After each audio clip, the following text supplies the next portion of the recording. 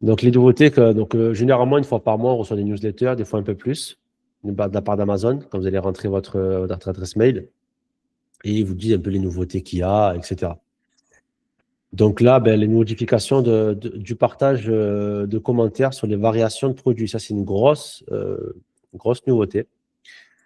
En fait, à compter du 12 février 2026, nous modifions la manière dont les commentaires sont partagés entre les produits, faisant partie d'une variation afin d'améliorer leur exactitude et d'aider les clients à prendre des décisions d'achat plus éclairées. Ce changement aidera les clients à comprendre les commentaires spécifiques aux produits avant d'effectuer leur achat, ce qui augmente la confiance et peut ainsi entraîner une diminution des retours. Donc, en fait, juste pour comprendre, en fait, c'est quoi une variation? Une variation, alors attends, est-ce que là, il y a des variations? Oui, il y a des variations.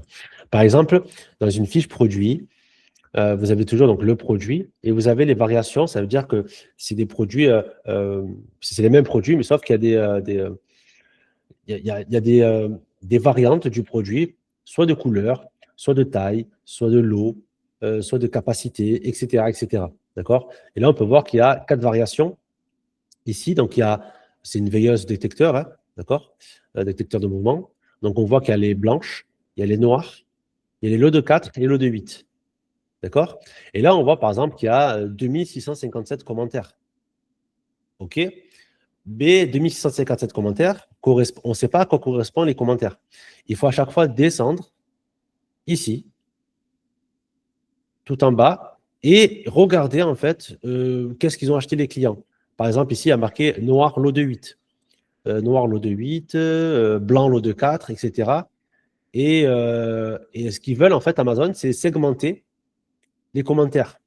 Par exemple, les 2157, c'est pas encore acté, mais qu'est-ce qu'ils vont faire? Je pense qu'ils vont mettre plusieurs types nombre de commentaires. Donc, je ne sais pas comment ils vont articuler ça. Je ne sais pas comment ça va être visible sur Amazon, mais ça va être, on va dire, segmenté. Pourquoi? Pour que les gens voient directement le nombre de commentaires à qui ça correspond. Parce que là, 2157, OK, mais peut-être que la personne, elle a rajouté des variations derrière, et peut-être que la noire, elle vient d'apparaître, je ne sais pas moi, elle a que 10 commentaires. Et ce n'est pas, on va dire, représentatif du produit. Donc, c'est ça qu'ils veulent faire Amazon. Ils veulent segmenter les variations. Donc, on verra, on va se tenir au jus à partir de février pour voir comment ils articulent ça, on va dire, visuellement pour voir tout ça. Alors, quel impact ça va avoir? Pour le consommateur, ce sera bien, mais nous, en tant que vendeur, je ne sais pas. Parce que si derrière, on a lancé un produit et qu'il a eu beaucoup de commentaires, et derrière, on veut lancer des variations, c'est ce que je recommande de faire, justement. Ben, voilà, ça peut peut-être biaiser euh, les taux de clics et les achats. Si on revient sur la niche, voilà, là, on voit par exemple 6000 cas, 6000 commentaires, 11 000. Bon, c'est une grosse niche, hein, celle-là. Là, 114, etc. On ne sait pas comment ça va être noté. Peut-être qu'il y aura marqué, je ne sais pas moi, 1000 pour l'un, 200 pour l'autre. Je ne sais pas comment ils vont faire. Généralement, aux US, c'est là où il y a généralement de l'avance. Si je vais sur Amazon.com, ça veut dire que ce qui arrive en Europe, c'est déjà acté sur les US.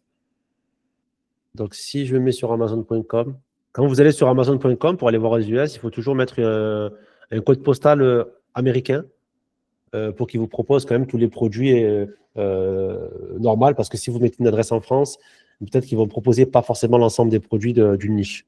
Donc là, je mets 10 036. Voilà, continue. Et le mot-clé principal, c'est souvent, veilleuse avec détecteur de mouvement. OK, donc ce que je fais, je vais sur DeepL. Ça, vous le verrez dans la formation, de toute façon, hein. Sur DeepL, je tape veilleuse. DeepL, c'est un traducteur, hein. Il est beaucoup plus fiable et précis que Google Traduction, même si Google Traduction, il reste bien.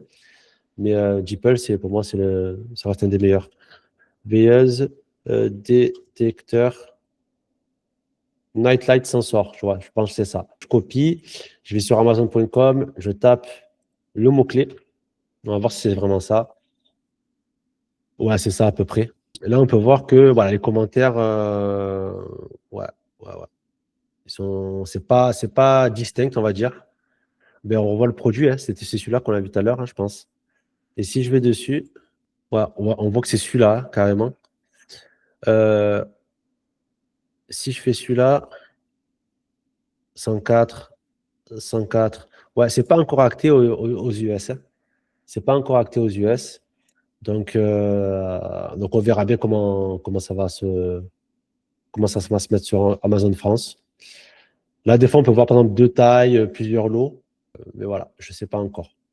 Bon, c'est juste pour vous dire au niveau de l'actualité. Donc, il y a ça qui va être mis en place. Ensuite, la nouvelle fonctionnalité pour les vendeurs expédiés par Amazon. Nous avons introduit une nouvelle fonctionnalité expédiée par le vendeur. Bon, ça, c'est pour tout ce qui est un FBM. Donc, c'est tout ce qui est tous les produits que vous expédiez vous-même. C'est pas ce que je recommande. C'est vous mieux passer par le service expédié par Amazon. Vous serez beaucoup plus visible et mis en avant. Après, ça dépend des types de produits. Il y a des produits qui sont, par exemple, des matières dangereuses, explosibles, inflammables, où Amazon ne va pas forcément vous proposer le stockage chez eux parce qu'ils n'ont pas le droit, même pour le transport, etc. Ou des produits, par exemple, qui sont trop volumineux, ou des produits qui nécessitent une personnalisation ou l'ajout d'un produit complémentaire et c'est vous qui vous le faites ou que vous le fabriquez vous-même. Où là, ben, c'est mieux d'être expédié par le vendeur. Donc, ils disent que les améliorations peuvent vous aider à gérer les dates de livraison plus précisément, bon, dans les paramètres. Bon, ça ne va pas forcément nous impacter. Ensuite, réduction des frais de vente et des frais d'expédié par Amazon dans l'Union européenne à partir du 5 janvier, donc c'est déjà actif. Nous réduirons les frais de vente sur certaines catégories et étendront les tarifs expédiés par Amazon à bas prix et réduiront les plafonds de frais relatifs aux offres promotionnelles. Ça, c'est une bonne nouvelle parce que Amazon, chaque année, ils augmentent leurs prix, ils augmentent leurs prestations et ben, là, pour une fois, ben, ils les réduisent. Donc, des fois, si vous voulez en savoir plus, vous cliquez sur En savoir plus, d'accord, pour rentrer un peu plus en détail. Et là, vous allez tomber directement sur les discussions. Ben, ça, c'est Amazon hein, qui communique hein, pour en savoir un peu plus. Donc, le 2 décembre, nous avons mis en place l'une de nos plus importantes baisses de frais à jour. Donc, au niveau des catégories, nous réduirons les frais de vente pour les produits de la catégorie maison. Nouvelle catégorie, donc de 15 à 8%. Ça, c'est bien. Pour les produits dont le prix inférieur est égal à 20 euros, c'est-à-dire c'est pour les prix qui sont en dessous de 20 euros. La catégorie vêtements et aliments pour animaux de 15 à 5%. Bon, ce n'est pas des catégories que je vais recommander déjà, vêtements et aliments pour animaux. Pour les produits en dessous de 10 euros. Ainsi que pour les produits de catégorie épicerie et vitamines, minéraux et compléments, de 8 à 5% pour les produits en dessous de 10 euros. Donc, nous étendrons nos tarifs réduits expédiés par Amazon pour les produits à bas prix, en dessous de 20 euros. D'accord, bah, c'est plutôt pour des produits voilà, qui sont en dessous de 20 euros ou de 10 euros, où il va y avoir une baisse considérable au niveau des frais. Et pour vous aider à promouvoir ces sélections de produits, nous allons réduire les plafonds de frais variables pour les meilleures offres en vente en flash. Bon, ça, les ventes flash, ce n'est pas ce que je vais recommander aux débutants. Il faut quand même avoir du stock et comprendre un peu le process d'Amazon pour pouvoir faire des ventes flash. Ce qui est bien aussi, là, il vous montre souvent plus de 47 000 euros d'incitation potentielle. Donc, vous découvrez comment. Donc, en fait, quand vous êtes nouveau vendeur, généralement, vous avez droit à certains avantages sur Amazon, donc au niveau de certains frais. Par exemple, 10% de remise sur vos premiers 45 000 euros de vente de marque. Donc, il faut que vous ayez une marque enregistrée. Donc, c'est la stratégie que j'enseigne. Puis 5% de remise sur votre première année jusqu'à vous atteignez 900 000 euros. Donc, c'est vraiment bien. Le crédit de TVA, le crédit de 180 euros pour Amazon Vine. Donc, c'est pour récupérer les commentaires. Donc, ça, c'est très bien. Et même pour la publicité, vous pouvez avoir des crédits sur vos premières publicités pour vous inciter à faire de la publicité. Donc, ça, c'est ce que je recommande lorsque vous lancez votre produit. Hein, une fois que votre produit est actif, de créer vos publicités. Donc, ça, vous le voyez dans le module 4. Donc, ça, c'est bien le programme Vine. Ensuite, au niveau d'expédier par Amazon, programme pour les transports partenaires Amazon, crédit de 90 euros pour les frais d'expédition vers les réseaux de distribution d'Amazon. C'est-à-dire, quand vous envoyez vos produits chez Amazon, vous pouvez avoir 90 euros de réduction. Amazon Global Logistics, ça c'est quand vous passez par les importations via le réseau d'Amazon en termes de bateaux, d'avions, etc. Vous avez jusqu'à 480 euros, mais bon, ce n'est pas ce que je vais recommander quand vous êtes débutant. Donc, au niveau des stockages, liquidation et retour, vous allez avoir aussi des réductions. D'accord? Après ça, c'est voir au cas par cas, c'est automatique. Tac, tac, tac. Envoyé par Amazon vers le réseau de distribution dans les 90 jours suivant leur mise à vente. Bon, c'est ce qu'on fait. De toute façon, nous, on passe par le programme expédié par Amazon, FBA. Donc voilà, vous allez avoir pas mal de réductions. Donc là, vous avez une FAQ. Donc voilà, je vous incite vraiment à aller regarder. C'est quand vous êtes nouveau vendeur, mais ça se fait automatiquement, d'accord? Des fois, quand vous allez faire votre premier vente, vous allez dire, oh, mais comment ça se fait qu'Amazon ne me facture pas les frais de billets, les frais de stockage, etc. Parce que vous faites partie des nouveaux vendeurs. Et c'est pour inciter les gens, les personnes, enfin, les vendeurs à venir sur Amazon, à, à, à créer leur propre marque aussi sur Amazon. Et ça, c'est pour toutes les personnes ici qui disent oui, Amazon c'est saturé, etc. Donc oui, mais c'est pas saturé. La preuve, parce que Amazon incite encore beaucoup plus de vendeurs pour répondre pour répondre aux besoins du marché. Il y a de plus en plus d'acheteurs, de clients potentiels sur Amazon, de plus en plus d'abonnés, et Amazon ne peut pas répondre à toutes les demandes, et ils incitent justement aux vendeurs de venir vendre sur Amazon. Donc voilà, pour revenir un petit peu à la newsletter, donc les nouveautés. Alors, trouvez facilement les fournisseurs de TVA et de REP avec le service Hub. Donc, quand on regarde dessus, donc en fait, Amazon, ils mettent en place des fois des partenariats avec des prestataires pour aider la vie du vendeur Amazon. Donc là, nous avons lancé un service Hub pour vous aider à répondre aux exigences de conformité obligatoires relatives à la TVA, à la REP. Donc ça, j'en parle dans la formation, hein. Avec le service Hub, vous pouvez comparer les fournisseurs et les tarifs pour l'Allemagne, la France, l'Espagne, l'Italie, etc. Afficher des informations tarifaires transparentes, obtenir une réponse. Et là, vous cliquez directement. Donc, une fois que vous avez cliqué sur Hub, là, vous sélectionnez la région, d'accord, donc Europe. Là, par exemple, je ne sais pas moi, pour la France, un exemple. Vous sélectionnez les services, par exemple TVA. OK. Là, c'est il n'y a que ça qui demande. Confirmer. Et là, vous avez plusieurs prestataires qui vont vous proposer de vous accompagner pour immatriculer votre numéro de TVA sur les différents pays et les déclarations. D'accord? Donc, moi, ce que je vais recommander, j'avais fait une vidéo sur ma chaîne YouTube, c'était Avasc. J'avais fait une vidéo avec une personne qui travaille pour Avasc. Je vous la renvoie. Bon, dans la formation, vous l'avez, hein. Dans la formation, vous allez dans le module 4. Donc, quand on active le pan-européen, module 4, non, module 5, pardon, développer son activité sur l'Europe, chapitre 2. Et ici, là, je vous montre comment activer le pan-européen, déclarer son chiffre d'affaires, sa TVA, et tout savoir sur le pan-européen, la REP, l'OSS avec Avasc. D'accord? C'est une longue interview, il y a pas mal de valeurs. Contacter, voilà, c'est pas forcément cher. Et ça peut vous aider justement à développer votre activité à travers l'Europe. Et après, au niveau de la TVA, comme vous êtes en France, ça vous voyez avec Dougs, hein, directement lorsque vous allez créer votre société, ou même si vous passez par un autre prestataire que Dougs. Moi, ce que je recommande, c'est de ne pas être en franchise de base, mais être assujetti à la TVA. C'est important pour pouvoir récupérer la TVA et aussi d'avoir la facturation automatique sur Amazon. Lorsque vous êtes sur Amazon, ce qui est bien, c'est qu'une fois que vous avez votre société, vous allez sur info sur le compte, d'accord? Et vous allez sur information fiscale, ici, information fiscale, paramètres de calcul de la TVA. Là, vous allez rentrer vos numéros. Moi, je ne vais pas rentrer parce que je n'ai pas envie que ce soit visible, mais vous allez rentrer votre numéro de TVA, etc. Donc, ce sera validé. Et une fois que ce sera validé, vous allez demander la facturation automatique d'Amazon et ça permettra de proposer le calcul, d'être visible au niveau d'Amazon Business, donc on va dire les clients qui sont professionnels sur Amazon, ils pourront télécharger automatiquement la facture sans vous solliciter. Quand vous êtes en micro-entreprise, la problématique que vous rencontrez, c'est que dès qu'un client business, professionnel, passe une commande sur Amazon, ils vont vous demander à chaque fois les factures. Donc, vous devez les faire manuellement. Donc, je recommande certains logiciels pour le faire et pour envoyer la facture. Et lorsque vous êtes en micro-entreprise, sinon, vous pouvez générer des tickets automatiques. Donc, ça aussi, dans la formation, je le montre. Il me semble dans le module 5, chapitre 1, guide TVA pour les micro-entreprises sur Amazon, où là, je vous montre comment le logiciel de facturation, par exemple, que je recommande, qui est Time ou Team, je ne sais plus comment on dit, les différents plafonds de TVA et comment on active les reçus automatiques pour que les clients n'ont pas forcément à chaque fois vous demander les tickets, les factures. Parce que vous dites à Amazon que vous n'êtes pas assujetti à la TVA et eux, ils vont facturer automatiquement aux clients.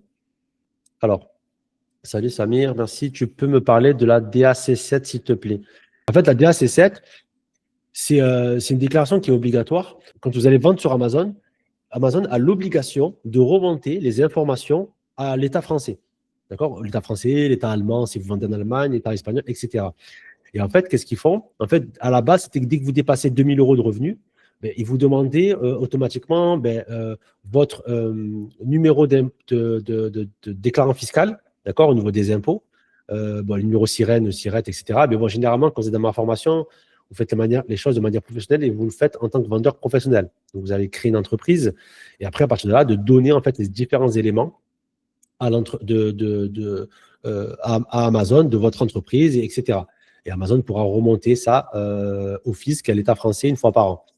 Et la DAC7 va concerner, donc, ils ont mis en place depuis 2 ans à peu près, que même si vous ne dépassez pas 2 000 euros, il faut que vous transmettez votre numéro de déclarant fiscal. Le déclarant fiscal, c'est quoi? Ben, c'est au niveau de vos impôts, hein, votre numéro de déclarant fiscal. Donc ça, il faut de le soumettre sur Amazon. C'est le numéro de citoyen. En fait, ils demandent le numéro de citoyen, c'est ça. Et vous devez l'ajouter sur Amazon. Et après, Amazon vérifie et si tout est OK, ben voilà, c'est bon pour vous. Vous n'allez pas avoir de blocage de compte. Attendez, je vais essayer de voir sur Internet. Je ne vais pas partager mon truc quand même. Ouais. Numéro. Je demandais à ChatGPT, mais il me dit c'est numéro sécurité sociale, c'est ça? Non, non, rien à voir. ChatGPT, attention. Ça va bien utiliser. Numéro déclarant fiscal. Je tape ça. Tac, tac, tac. Je vais dans Images. Il faut être malin. Hein. Voilà. Là, vous en avez plein. Là. En fait, c'est ça. Je ne sais pas si tu le vois. Ouais. OK. Ici, tu vois, numéro déclarant fiscal 1 Ouais. et 2, parce que vous êtes ton épouse ou pour une femme, son époux. Ça dépend Ouais. qui c'est le. Voilà. C'est ça. C'est ce numéro-là qu'il faut. Tu vois, à chaque fois, c'est un truc à 13 chiffres ou 15 chiffres, je ne sais plus. OK. Voilà, dans ton impôt sur le revenu. Eh ben, c'est ça qu'ils demandent Amazon. D'accord. Alors, moi, je ne l'ai pas fourni parce que. Donc là, je suis dans numéro d'enregistrement TVA, TPS, d'accord? Donc, si on revient ici, information fiscale, Ouais. numéro d'enregistrement TVA, TPS. Et ici, ils vont demander le numéro de citoyen non fourni. Moi, ils ne m'ont pas bloqué. Pourquoi? Parce que je suis en société. Si vous êtes en micro-entreprise, ça va bloquer ici. D'accord. C'est ça la DAC7. Ouais. Et quand vous avez une problématique sur Amazon, donc moi, comme je suis en société, donc ils ne me le demandent pas, parce que c'est une personne morale et pas une personne individuelle, une société. Donc pour eux, c'est comme si c'est le numéro sirène, c'est comme si c'était le numéro des impôts pour eux. D'accord? Et quand vous avez un problème sur Amazon, par exemple, là, vous allez dans la barre de recherche en haut et vous tapez le mot-clé qui vous correspond. Donc, par exemple, DAC7, vous cliquez ici. Et là, généralement, vous allez avoir plein d'articles. Direction déclarative, etc. Des fois, c'est des trucs au forum. Ben, vous cliquez, par exemple, sur celui-là. Vous cliquez sur la fenêtre en haut à droite et ça va vous atterrir directement sur la fenêtre d'explication d'Amazon. OK? Donc, pour se conformer à la DAC7, voilà, est une directive de l'Union européenne. Cette directive exige que les sites de vente en ligne qui facilitent les ventes pour les vendeurs et ayant leur adresse principale en Union européenne soient tenus de collecter, vérifier, déclarer les informations et les données financières relatives aux vendeurs. Ça veut dire, en gros, tu ne peux plus tricher. Et ça, ils le font partout maintenant, sur Vinted, sur Cdiscount, sur eBay. Avant, ils disaient, voilà, vous êtes établi dans l'Union européenne et vous vendez des produits. Vous générez 2 000 euros ou plus de ventes et vous avez effectué 30 transactions au cours de l'année civile actuelle. Donc là, ce qu'ils vont vous demander, saisir les informations requises au portail de conformité législation DAC7. Et quand Amazon il vous demande quelque chose, n'hésitez pas à aller directement à cliquer sur le lien qu'il vous envoie pour pouvoir répondre aux exigences. Hein. Mise à jour des conditions générales du programme fournisseur en business. Bon, ça c'est pas intéressant. Et ça, nous avons ajouté de nouvelles statistiques sur les transitions B2B. Donc, quand vous vendez à des entreprises, afin de donner une meilleure visibilité, etc. Bon, ça va pas forcément, à part c'est des produits vraiment B2B, où là, ça va peut-être vous concerner. Vous cliquez ici, en savoir plus. Et là, taux de remboursement B2B, etc. Mais ça, c'est des statistiques que vous avez dans les rapports d'activité. Les rapports d'activité que vous faites toutes les semaines, vous avez les statistiques au niveau du B2B. Des fois, c'est intéressant de savoir, en fait, ben, si par exemple, peut-être produit ou telle variation est beaucoup plus vendue par le B2B, c'est bien peut-être de donner un axe en marketing beaucoup plus axé aux entreprises. Et des fois, faire des prix exprès pour le B2B.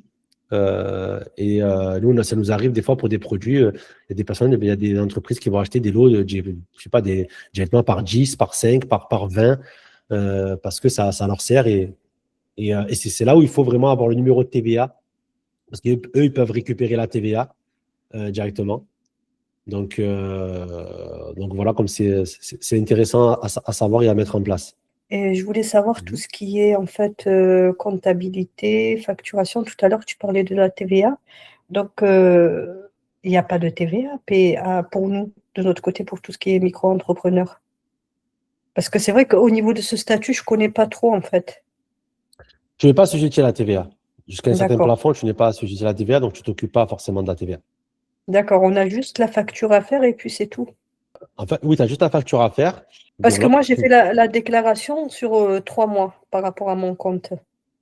Parce que c'est vrai que je ne voulais pas déclarer tous les mois, parce que je ne voulais pas que ce soit une prise de tête. Ah, tu parles du chiffre d'affaires que tu déclares Voilà, exactement. au niveau de l'URSSAF. Voilà, oui. Tu as fait une déclaration trimestrielle. Oui, tu as raison. Même pour le versement libératoire, j'ai pas coché cette option. Non, c'est pas obligatoire. C'est pas obligatoire. J'en parle dans la formation. Le versement libératoire, c'est bien quand tu payes des impôts. Ça te fait une segmentation, mais c'est pas forcément obligatoire. La première année, vous n'allez pas forcément faire du gros chiffre en Voilà, micro-entreprise. c'est ce que je voulais Donc, c'est savoir. pas forcément pertinent de payer directement du payer directement à la source. Sinon, je voulais juste te poser une question. Si dans l'avenir, je m'expatrie au Maroc, est-ce que c'est possible justement de partir avec mon compte Amazon et d'ouvrir une entreprise là-bas et ça fonctionne toujours le même fonctionnement ou pas du tout? Je vais te répondre selon mon expérience, mais je ne suis pas Oui, avocat fiscaliste. D'accord? Donc, ça va d'accord. prendre avec des pincettes. Moi, ce que je vois, ce que je parle, c'est par rapport à l'expérience que je vois autour de moi et les partages que j'ai eu avec des comptables, des fiscalistes.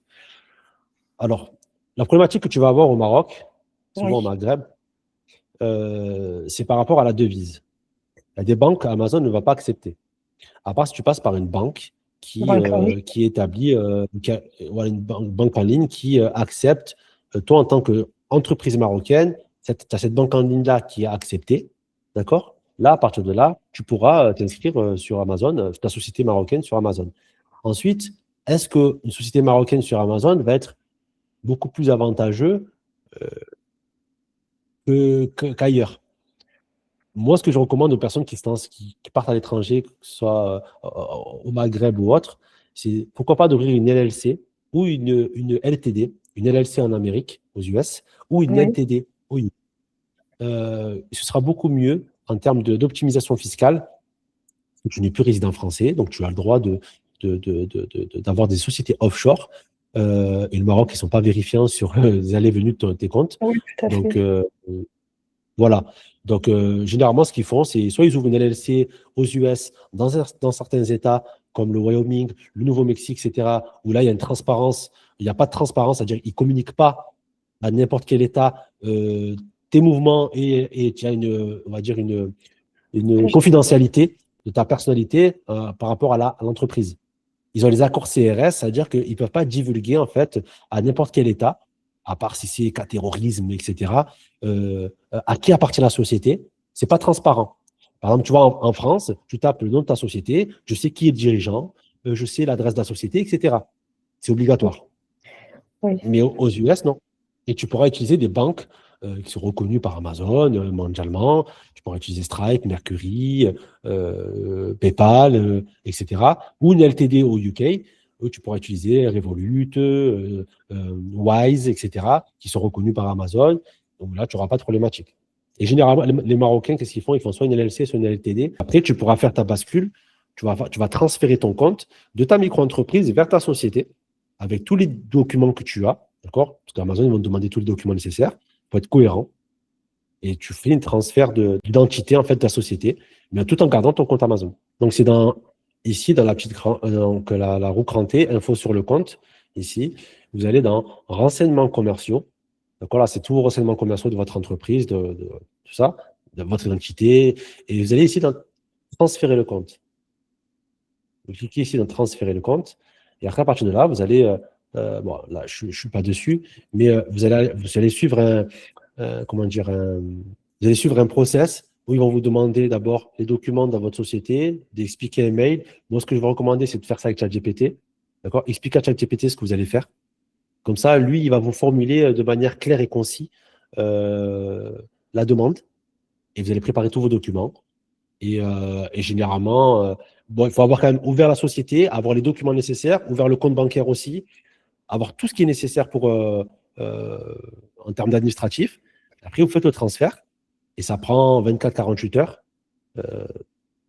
Généralement, il n'y a pas de problématique à ça. À part si vous avez bien préparé vos affaires avant, ça coule de source. En fait, c'est le même principe quand vous passez de micro-entreprise en société en France. C'est le même principe, sauf que là, vous allez déclarer une société étrangère. Et tant que dans les documents, vous ressortissez bien, vous êtes bien. Il faut être cohérent. Ça, c'est un truc à prendre en compte aussi, c'est vraiment être cohérent. C'est-à-dire que si, par exemple, toi, tu es en micro-entreprise, c'est ton nom et ton prénom donc, qui fait foi de ta micro-entreprise, et si tu bascules en société, il faut que dans la société, dans les documents, il y a quand même toi en tant que présidente ou gérante, il y a ton nom et ton prénom. Parce que si tu bascules dans une entreprise où toi, tu n'y es pas du tout, Amazon va trouver ça un peu louche et va essayer de fouiller. Ça ne veut pas dire que tu ne peux pas le faire. Il va essayer de fouiller un peu plus et ça pourra peut-être retarder le transfert et bloquer ton compte. Voilà. Est-ce que vous avez d'autres questions? Oui. Juste au niveau des stocks, quand on retire les stocks chez Amazon, ça se passe comment? Parce que moi, j'ai fait une erreur. Moi, j'ai retiré après, j'ai retiré mise en vente. Du coup, il n'y a pas sur mon compte les stocks actuellement. Je ne sais pas Tu as comment. supprimé? Oui, j'ai supprimé. Actuellement, jusqu'aujourd'hui, je n'ai pas reçu mon stock. Je ne sais pas comment faire. Oui, il faut contacter Amazon ou. Alors, donc, tu avais une fiche produit existante avec un ASIN et tu avais du stock chez Amazon, c'est ça? Oui. Du coup, je l'ai retiré parce que ça me pose beaucoup de problèmes avec Amazon. Du coup, je vends ailleurs. Mais quand tu dis retirer, c'est-à-dire que tu as fait une commande de prélèvement pour Oui. récupérer la marchandise. Oui. Tu as reçu la marchandise chez toi? Non, je n'ai pas encore. Ça fait combien de temps?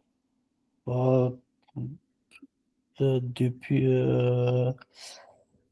20 décembre, je pense. Après, Jusqu'aujourd'hui. déjà, parce que le 20 décembre, donc, ça corrobore avec les fêtes de Noël. Donc, beaucoup de traitements. Donc, il y a des retards au niveau des traitements. C'est normal.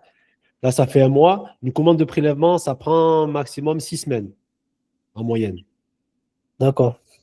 Donc, des fois, il ne faut pas hésiter, si tu veux, à ouvrir un cas et à leur expliquer, voilà, j'ai fait une commande de prélèvement de tant de pièces, telle asine, tu me les notes bien, telle asine, etc.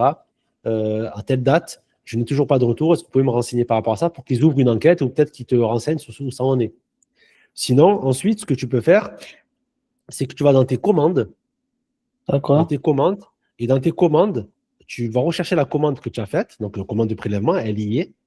D'accord? De toute façon, généralement, tu vas avoir un nombre de commandes et le nombre d'unités. Et généralement, voilà, tu vas la différencier par rapport aux autres. Parce que généralement, quand tu commandes un produit, c'est toujours une unité, 2 unités. Après, je ne sais pas quel produit tu as, mais voilà. Tu vas dans ta commande et tu regardes dans quel état elle est. Est-ce que c'est en traitement? Est-ce que c'est expédié? Est-ce que c'est. Tu vois? D'accord. Ok. Mais c'est Merci. normal que ça prenne du temps. Ok. Merci. Mais écoutez, je pense qu'on va pas tarder à se laisser. Alors, si vous n'avez pas de questions. Voilà, je vous ai partagé un petit peu les news qu'il y avait de ce mois qui allait arriver.